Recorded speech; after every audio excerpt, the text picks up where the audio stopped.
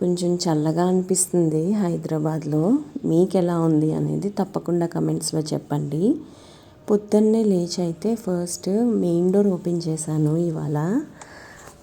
నేను బాల్కనీ తలుపు అలాగే బెడ్రూమ్కి ఒక కిటికీ ఓపెన్ చేసి పెడతాను అనమాట సాయంత్రం అప్పుడు.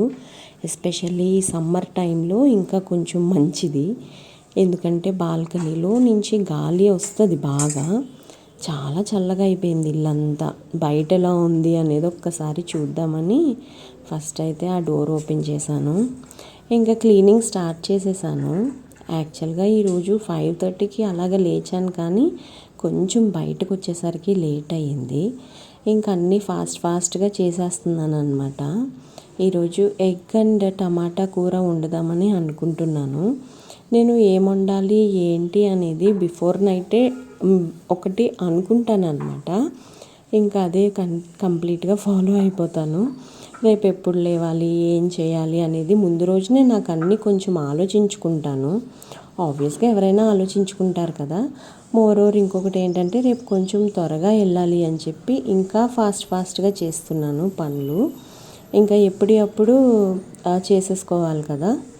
రేడియో అయితే పెడుతున్నాను. లాస్ట్ వీడియోలో ఒకసారి చెప్పాను కదా, ప్రవచనాలు వింటూ పని చేసుకుంటాను అని చెప్పి. యాక్చువల్గా ప్రవచనాలు వింటున్నాను అనమాట. ఇవి వింటే చాలా మోటివేషనల్గా అనిపిస్తాయి కదండి. నాకైతే చాలా మోటివేషన్గా అనిపిస్తుంది. కొన్నిసార్లు భలేగా నవ్వు కూడా వస్తుంది. భలే కామెడీగా చెప్తారు ఆయన. అవి మేబీ కరోనా టైంలో కానీ అలా ఏమైనా చెప్పినాయి అనుకుంటే ఒక్కొక్కసారి కరోనా గురించి కూడా చెప్తూ ఉంటారనమాట. భలే నవ్వుగా అనిపిస్తుంది. ప్లస్ మనకి తెలియని విషయాలు చాలా తెలుస్తాయి.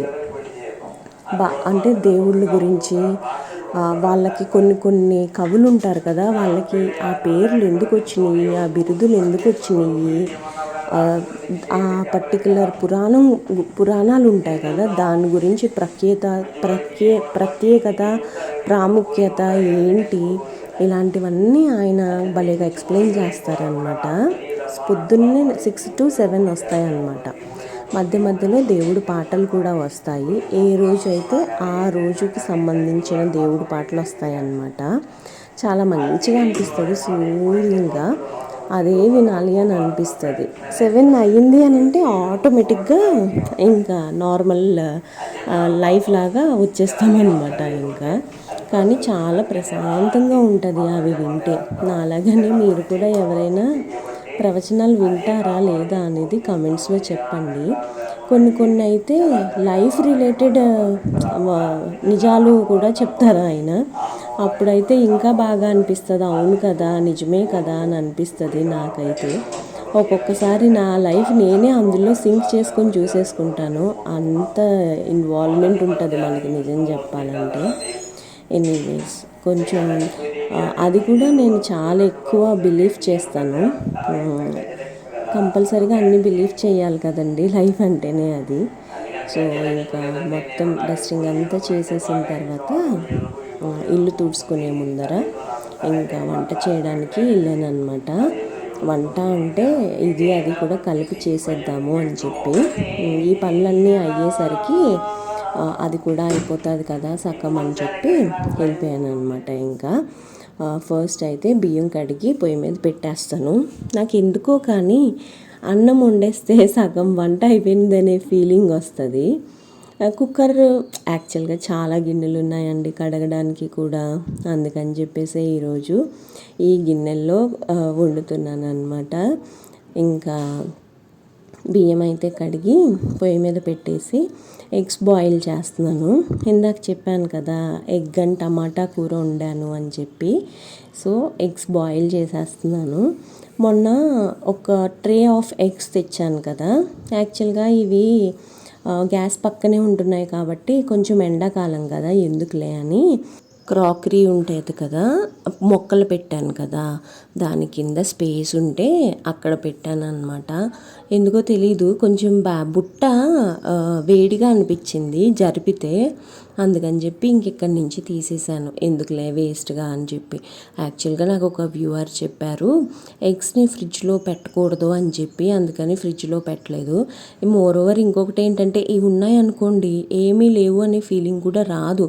మనకి ఎప్పుడన్నా ఏమన్నా తినాలి అని అనుకుంటే కూడా జస్ట్ ఆమ్లెట్ వేసేసుకోవచ్చు చాలా ఈజీగా. ప్లస్ ఇంకొకటి ఏంటి అని అంటే, నాకేమో కోడిగుడ్లు ఫ్రిడ్జ్లో ఉన్నా కానీ ఈ మధ్యన నేను వండట్లేదు, అన్నిటికీ బెస్ట్ కదా అని చెప్పి ఇలా ఓపెన్గా ఉంచేసాను అనమాట.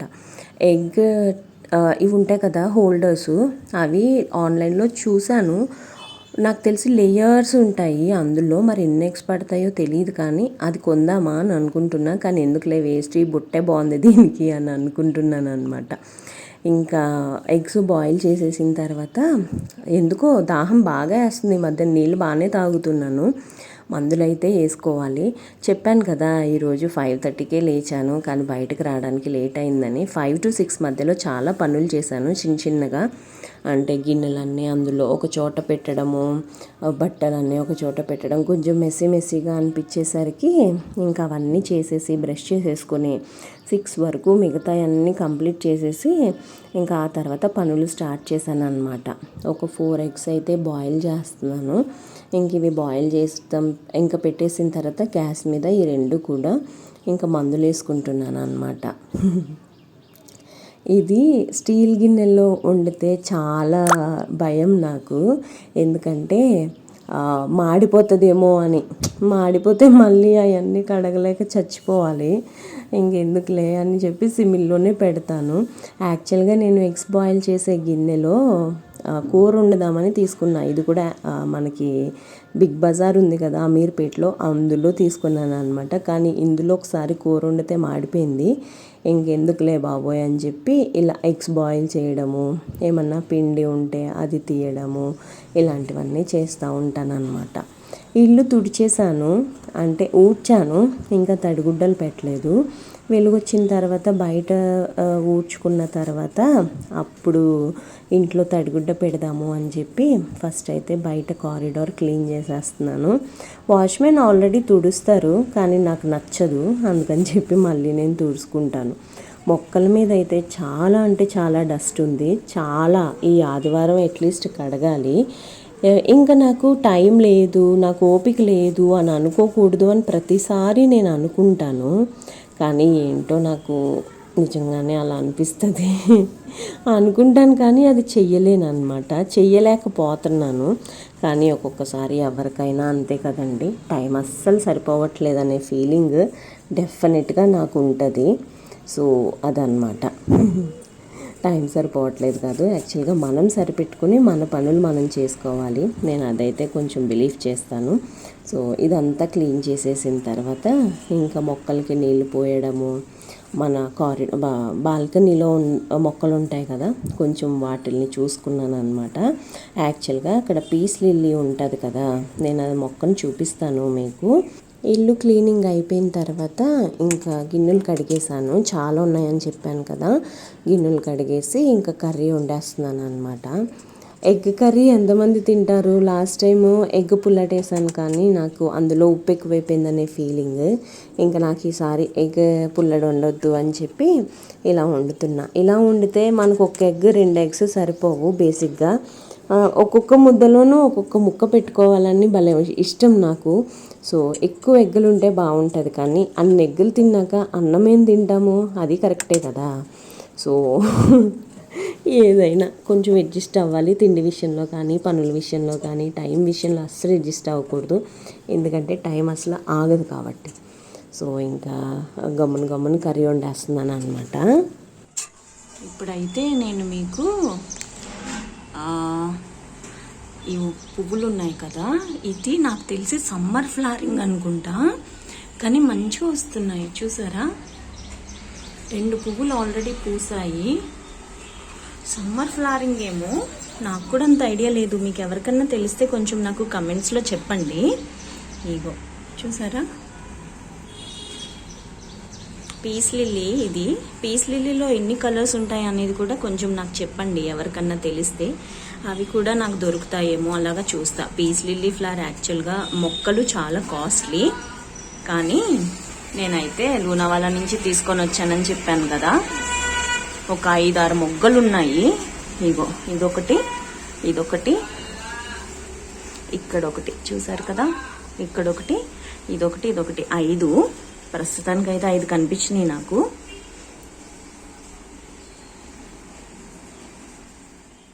ఇది నేను సాయంత్రం ఇంటికి వచ్చిన తర్వాత 13th అని ఉంది చూసారా. యాక్చువల్గా మేము సెక్రటేరియట్కి వెళ్ళామన్నమాట. సో అక్కడ బాగా ఎంజాయ్ చేశాను. ఎలా ఎంజాయ్ చేసాము, ఏం చేసాము అనేది నేను ఒక వీడియో అప్లోడ్ చేస్తాను. మీకు కూడా నచ్చుతుంది అని అనుకుంటున్నాను. నైట్ లైఫ్ ఇలా ఉంటుందా అని అనిపించింది, కానీ తర్వాత రోజు ఆఫీస్కి వెళ్ళాలి కదా, ఇంకా వచ్చామన్నమాట. టైం నేనైతే ఇంటికి వచ్చేసరికి 1:45 అయ్యింది. ఇంకా వచ్చి ఫస్ట్ ఇల్లు ఎలా ఉందో చూసుకొని దాని తర్వాత ఇంకా తలుపులు వేసేసి స్నానం చేయడానికి వెళ్ళాను అనమాట. నేను అక్కడి నుంచి కొన్ని తెచ్చాను, ఒక 2 ఐటమ్స్ తెచ్చాను. అది ఏంటి అనేది ఈ వీడియోలోనే షేర్ చేస్తాను. ఫస్ట్ అయితే స్నానం చేయడానికి వెళ్ళిపోతున్నాను. టైం ఆల్మోస్ట్ 1 గంట అయ్యింది. కుక్కలు చాలా ఎక్కువగా అరుస్తున్నాయి బయట.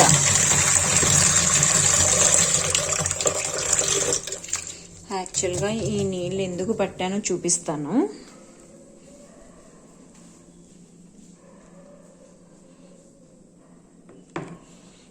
ఇంకొక లైట్ వేస్తా. ఈ మొక్కలు ఉన్నాయి కదా,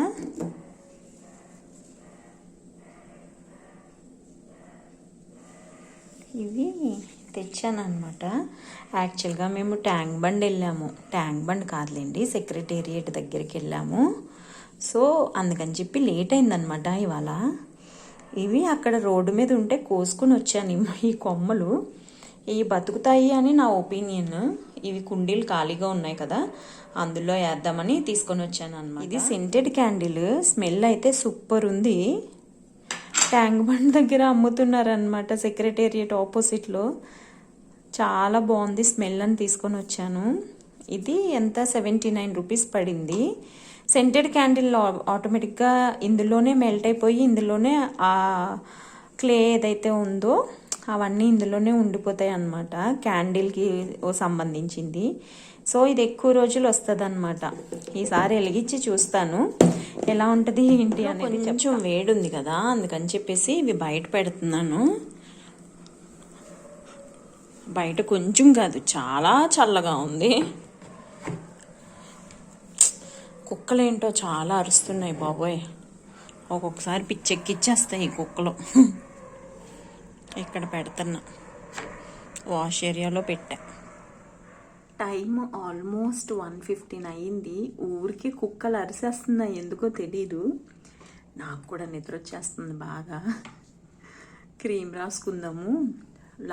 నిన్న కూడా రాసుకోలేదు, ఈరోజు కూడా రాసుకోకుండా పడుకుంటే మళ్ళీ కొంచెం ఇప్పుడిప్పుడే ముఖం కొంచెం బాగుపడుతుంది, మళ్ళీ మిస్ అవుతుందేమో అని చెప్పి రాసుకుంటున్నా. అదైతే విటమిన్ సి ఆయిల్ సీరమ్ అయితే బాగా మాయిశ్చర్ ఇది చెయ్యాలి, డీప్గా అబ్జర్వ్ అయ్యేంతవరకు. ఇది అలోవెరా జెల్లే కదా, ఇదంతా అబ్జర్వ్ అయ్యేంతవరకు ఏమీ రాసుకోక్కర్లేదు అని చెప్పి ఇది త్వరగా రాసేసుకుని పడుకుందామని ఇది రాసుకుంటున్నాను అనమాట. ఇవాళ నా వీడియోస్ నచ్చుతున్నాయి అని అనుకుంటున్నానండి. నచ్చితే కనుక తప్పకుండా నా ఛానల్కి సబ్స్క్రైబ్ చేసి నాకు సపోర్ట్ చేయండి. ఇంకా మంచి మంచి వీడియోస్తో మళ్ళీ మేము ముందుకు వస్తానండి. అంతవరకు బాయ్.